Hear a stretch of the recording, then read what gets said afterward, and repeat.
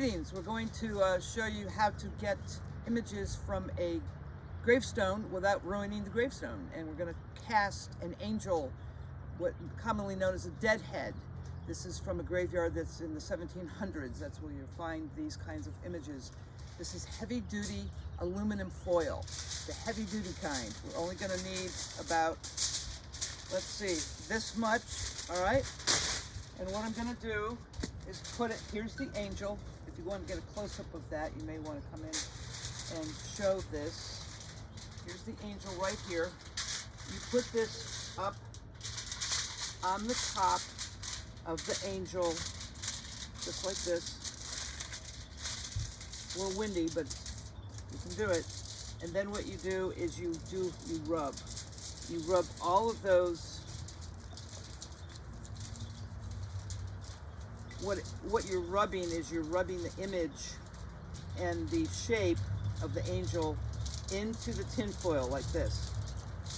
Can you see that? Okay. Mm-hmm.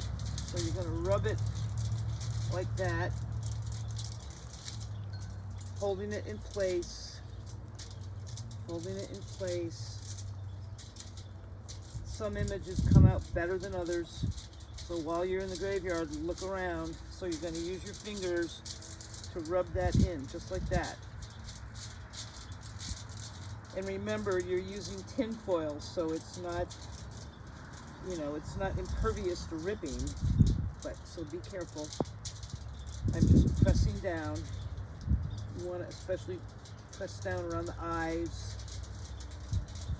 and any details on the wings, like that, just like that.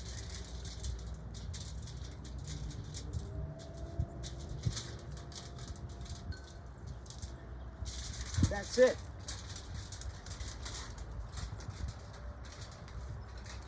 That's it. That's not a deep impression, so you want to find things that have deep impressions. Let's do one more.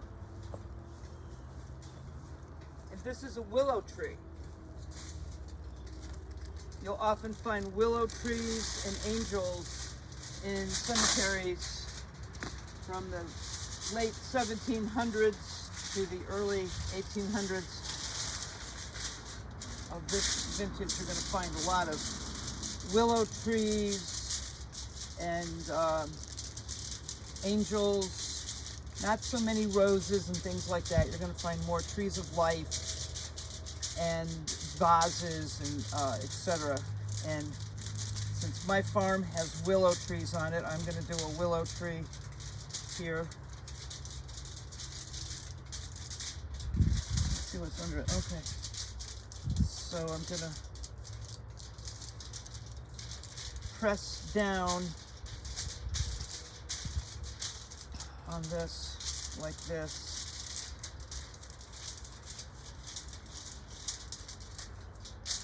And as you see, we've got a willow tree.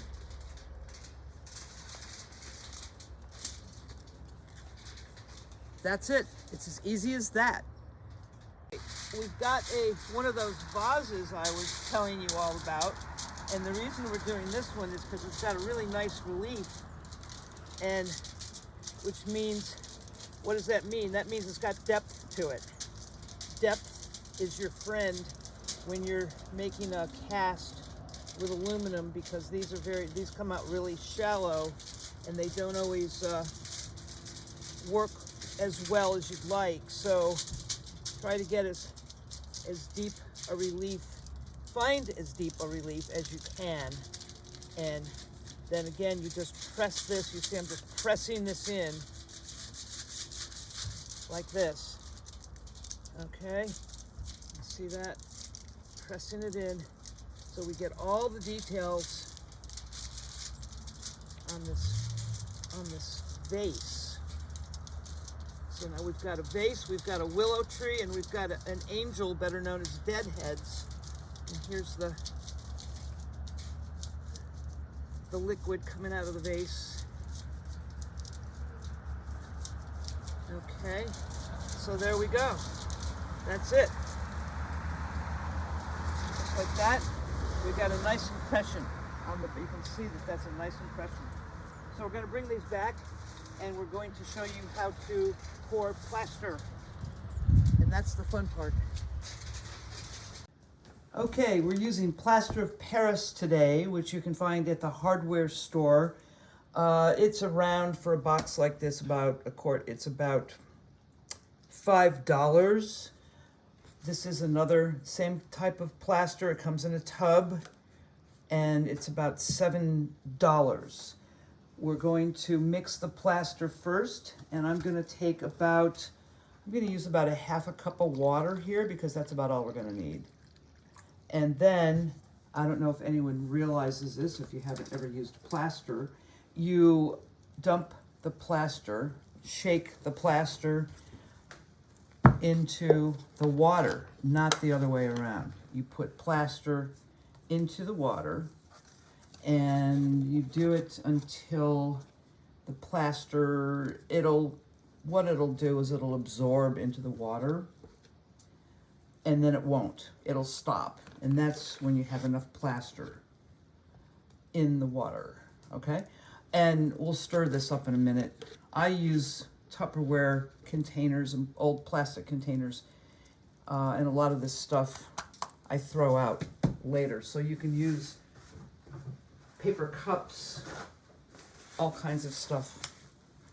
So you can see it's starting to like stop absorbing, so you want to, like, at that point you want to start stirring it, and you want this to be the consistency of somewhere between heavy cream and sour cream. You don't want it to be lumpy. You want to mix it up pretty good. You've got some time. It's not like you have to do this immediately, but you don't want to stand around because the plaster will start setting up. And I've determined here that I need a little more plaster, and I just add it like a little cup at a time. You don't want it to be too thick. You don't want it to be too thin. And this aluminum foil mold is a rather shallow mold, but we're going to use this towards making a wall plaque. So we're not too concerned about how thick it is. You can make them, I can show you in another video how to make thicker plaster casts. But we're not going to do that today. So I've got the plaster mixed up, and it's a little lumpy, so I'm going to keep stirring it. So you can see it's kind of a little lumpy. We're going to keep mixing it until it's got a nice consistency. I've got a paper towel here to kind of wipe off my fingers. It's got a nice consistency, and I may even have enough for 2 molds, 2 casts. In other words, all right, so I'm turning this over because I want to cast into here. And I've got another,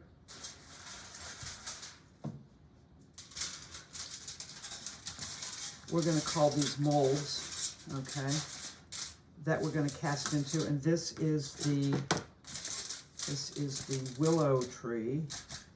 I'm just doing it like that because I've got enough plaster for both. And I'm going to cut a piece of floral wire. I'm going to cut 2 of them, and I'm going to bend them up at the ends like this. Like, I don't know if you can see that, like that. We're going to put that in the back of in the plaster after we pour the mold. And so that way you've got something to hang it with when it's hardened up.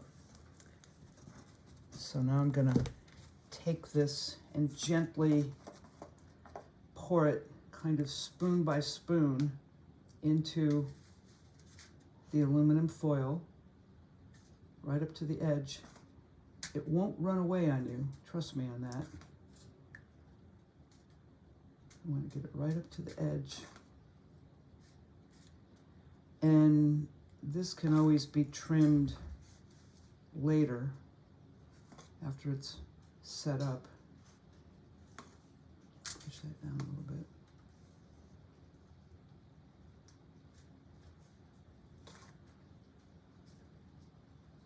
It'll stay right inside those This is a pretty shallow mold, so it's really pretty amazing that you can do this at all. And it's fun. It's fun to do with your kids.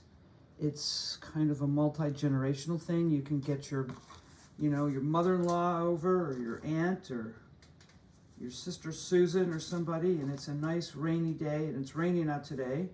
So it's a nice rainy day activity, and it's got great results, and it's not that hard to pull this off and get a nice result. Now the other thing you can do is just shake it a little bit, just a little, not a lot. That gets out any kind of air bubbles that might be in it, kind of shifts it around so it's more even consistency. So I've used about a half a cup of water on this with about, I don't know, 2 cups of plaster. That's about how it goes, you know, to get a smooth consistency. And I'm gonna put that aside. I'm gonna shake this just a little bit, shake it a little bit. I'm gonna let that sit before I put the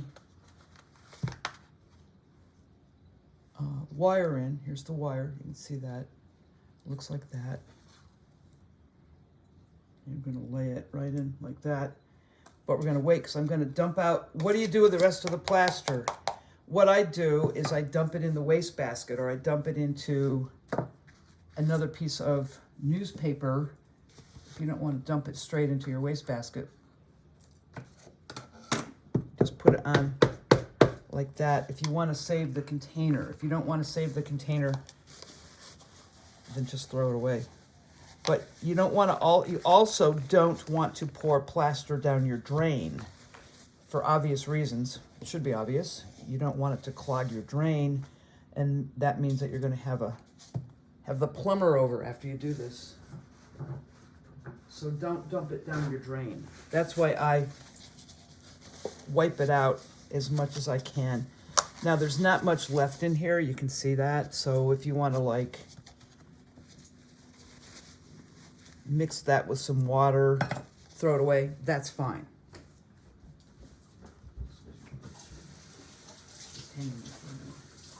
So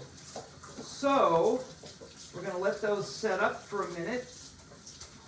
Then we're going to put the wire in the back.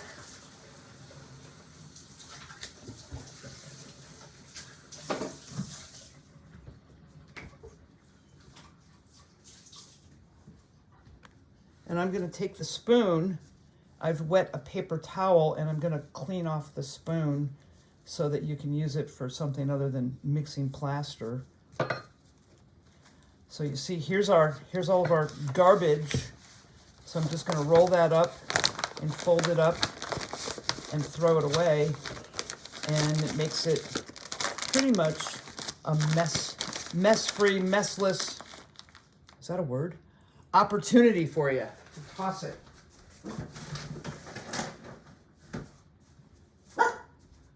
All right, so now this is starting to set up, and I'm going to place this carefully like that into the plaster.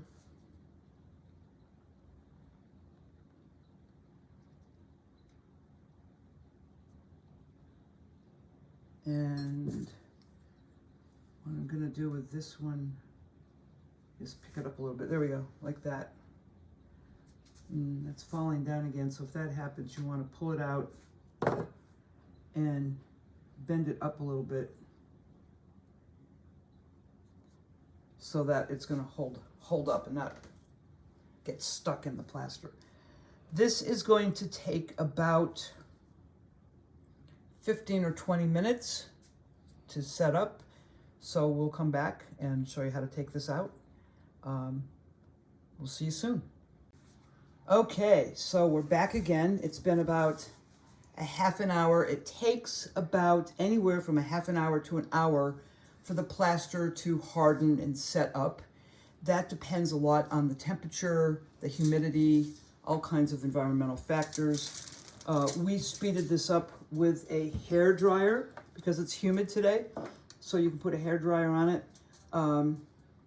You'll feel the plaster start to get warm when it's really ready to go, but we're gonna see if we can't move this along a little bit here. And what we're gonna do is, you can see I'm gently picking this up and holding the piece in my hand, and I'm pulling the aluminum foil away from it, like this. I'm kind of pulling it away. And then when I get most of it pulled away, I'm turning it over, and now we have a relief. If you can see that relief. What you do at this point, and you don't have to do it immediately. It's quicker if you do it when it's not quite dry, a little easier. You can take a butter knife, this is a butter knife, right, not sharp, and trim it. I happen to have a nifty set of sculpting tools right here, and I use my sculpting tools, and I'm just going to generally show you what you do. You can kind of trim it up a little bit to add, either trim up the edges like I'm doing here, or you might want to gouge out some areas, make them a little more, give a little more detail, like that. So that's basically, you can see I'm taking the butter knife and I'm just trimming the sides a little bit, and then you've got the hook and you can hang it when it's thoroughly dried. You can also paint these images, these casts. So I'm going to do the same thing here. This is the willow tree. And again, you see I'm kind of pulling it down, and then I'm tipping it over, and there we go. We've got a willow tree. Now in this case, this piece right here probably wants to come off. So I'm going to take a butter knife here and carefully chip away, because you don't want a big piece to break off where you don't want it to break off, like that. So that just broke off. You can see this is good because you see what not to do. But we can still save a good part of it, and this can still be part of the willow tree. So you've got to be careful not to do it too quickly, as I've just done. But that's good, because I want to show you what not to do. See, if you push down too hard, it'll break off. However, that's still a tree. It's still kind of fun. And willow trees kind of have bent trunks anyway, so it's not totally lost. But you can trim this thing easily with a knife and hang it. This is an earlier cast of an angel. We call these deadheads. And this, some of these indents and details have been carved in after it's completely dry. And you can do this, it's easier to do it within 2 or 3 days of casting, but you can still clean it up. As you see, I can still clean this up a little bit. See how that's pretty hard? So that is how to cast from a gravestone. All right, so we're gonna call this, so now we have this blank slate. It's white, it's plaster. We're gonna call this Bringing It to Life. And I've got watercolors here, and you can see I'm painting this with the watercolor. Putting in the vase. Hope everyone can see this. I'm using black here.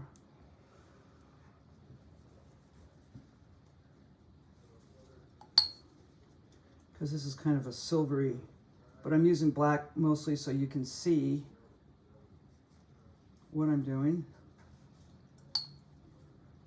Maybe mix a little blue in so it's not quite so black and depressing looking. Give it a little life. And put it in the top right here. And this is easy. I mean, this is almost like paint by number. So then, here's the water.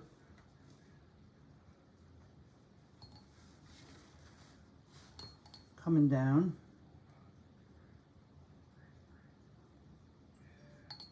Out of this vase. Still kind of has a Tree of Life theme to it, which they did a lot on gravestones back then. So there we are. And if you wanted to, you could maybe make the rest of this green. I don't know, like that. So here we are. And there we have it. It's really easy, right? Fun. And if you want to, you can sign your name like I'm doing right here, if you want to give it as a Christmas present, right? So guys, you can paint these. Have fun.